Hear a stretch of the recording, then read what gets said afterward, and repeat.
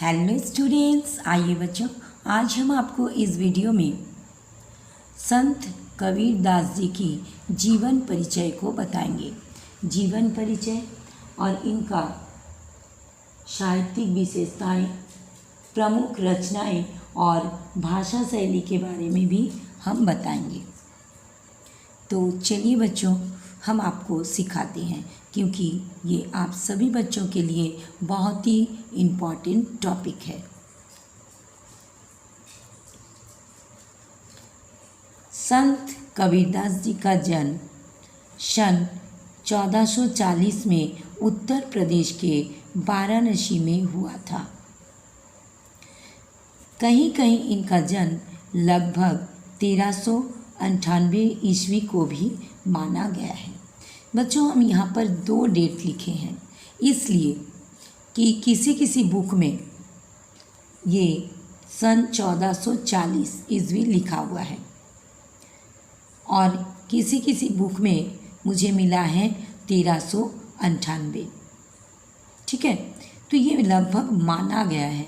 तो आप इसमें से कोई भी सन को लिख सकते हो, दोनों ही गलत नहीं होगा, क्योंकि इनका जन्म जो है ये विद्वानों के मत से एक कहानी जैसे हो गया है।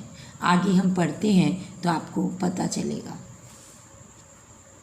देखिए, विद्वानों का मानना है कि उनका पालन पोषण नीरू नामक जुलाहा दंपत्ति ने किया था।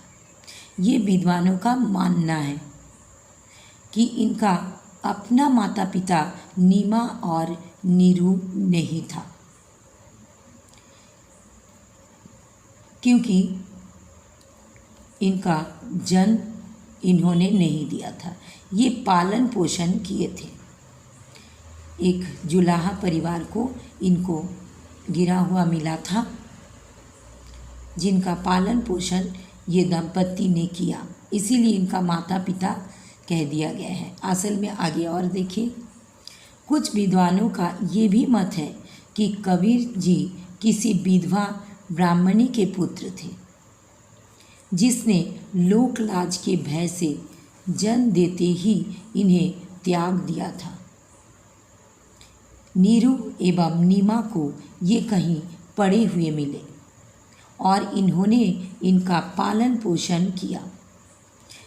यानी विद्वानों का कहना है, कुछ विद्वानों का ये कहना है कि कोई विधवा स्त्री थी जो लोक लज्जा यानी समाज के डर से या शर्म से बच्चा को जन्म देकर इसको कहीं गिरा दिया था, फेंक दिया था, और ये जो नीमा और नीरू दंपत्ति है, इनको मिल गया था, कबीर जी को पड़ा हुआ मिला था और उन्होंने इसका पालन पोषण किया।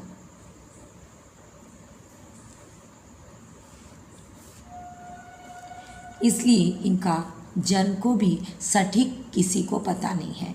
कहीं कहीं कोई बुक में लिखा गया है कि विद्वानों का मानना है कि 1440 में हुआ था, और कहीं कहीं कोई बुक में लिखा हुआ है 1398। इसलिए बच्चों, आप कोई भी डेट लिखोगे तो आपका गलत नहीं होगा। क्लियर हो गया? अब आगे जानते हैं इनके बारे में। इनका विवाह लोई नामक स्त्री से हुआ। इनके पुत्र का नाम कमाल और पुत्री का नाम कमाली था। यहाँ तक इनका जीवन परिचय मिल गया। अब आगे देखेंगे ये पैरा से इनका साहित्यिक विशेषताएं। वे पढ़े लिखे नहीं थे, यानी कबीरदास जी पढ़े लिखे नहीं थे। स्वामी दयानंद उनके गुरु थे। कबीरदास संत होने के साथ साथ समाज सुधारक भी थे। कबीरदास ने हमेशा समाज में फैली कुरीतियों व आडंबरों का विरोध किया। वे पुस्तकीय ज्ञान की अपेक्षा व्यावहारिक ज्ञान को श्रेष्ठ समझते थे।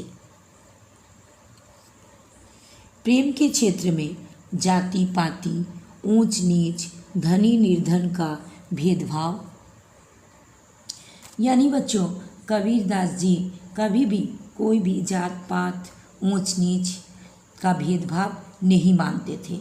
इसलिए इनका लिखा हुआ बहुत ही सुंदर 9th क्लास का बुक में लिखा हुआ है साखियाँ कबीरदास जी का, जिसमें उन्होंने बहुत अच्छे अच्छे दोहे लिखे हैं।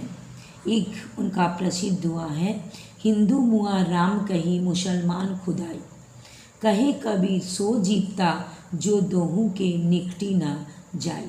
इसका मतलब कबीरदास जी कहना चाहते हैं कि हिंदू लोग जो अपना जो भगवान है राम राम रटते हैं और मुसलमान अपने खुदा के नाम से उनको पुकारते हैं। लेकिन कबीर जी कहते हैं कि वास्तव में दोनों ही एक हैं, यानी परमेश्वर एक है, चाहे वो राम हो चाहे वो खुदा हो, सभी एक ही परमेश्वर है। और जो कोई भी इनके चक्कर में नहीं पड़ते हैं उन्हीं का जीवन सार्थक होता है।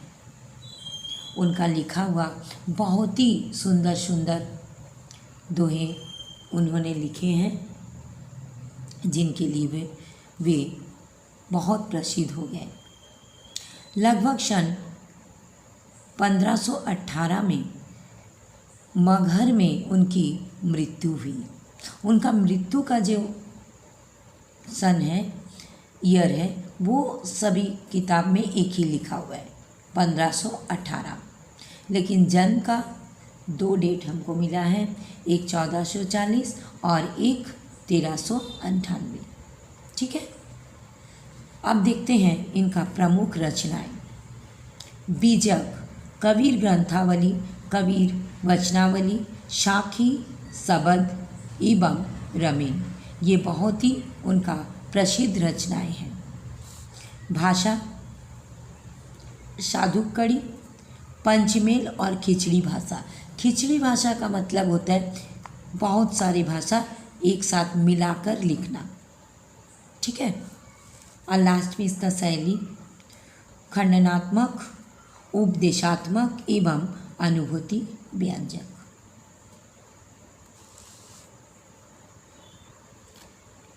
तो बच्चों, अगर आपको ये कबीरदास जी का जीवन परिचय अच्छा लगा, ये वीडियो अच्छा लगा, लाइक कीजिएगा, अपने दोस्तों में भी शेयर कीजिएगा ताकि आपके दोस्त भी सीख सकें।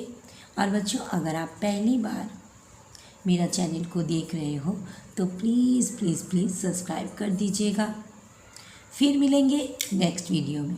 Thank you so much, bye bye.